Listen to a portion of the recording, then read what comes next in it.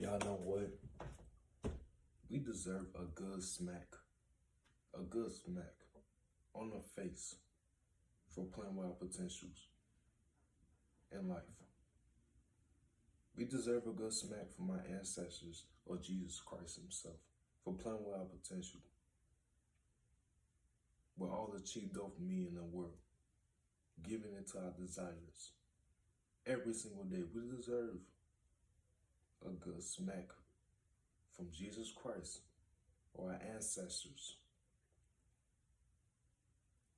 for playing with our potential and not waking up before it's too late. We deserve a good smack. We have to delete the things out of our life, bro. Permanently. Not so of. Not halfway. We have to delete the things out of our life that's keeping us away from our success and our full potential. Once again, we deserve a good smack on the face from Jesus Christ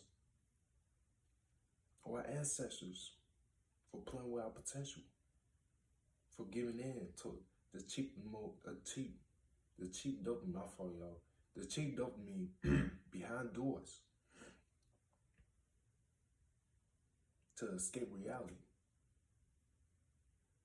We deserve a good smack on the face from Jesus Christ or our ancestors for playing with our full potential.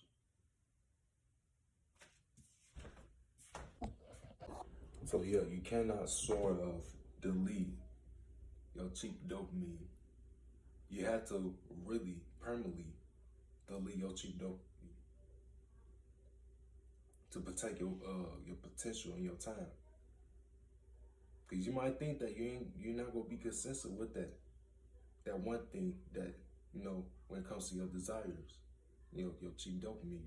You might not think that in your mind, but you're doing it no brainer. You know you're doing it no brainer. You're not even thinking about it when you do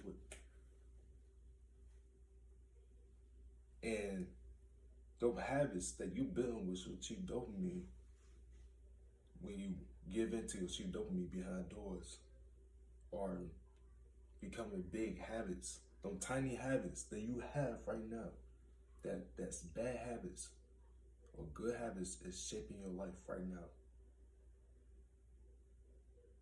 And you can't be consistent with this over time. You're going to be consistent with this over time. You have to be really mindful of what you give your time and your mind to, bro, because your small habit, those small habits that you have now, will shape your life, bro. So you have to really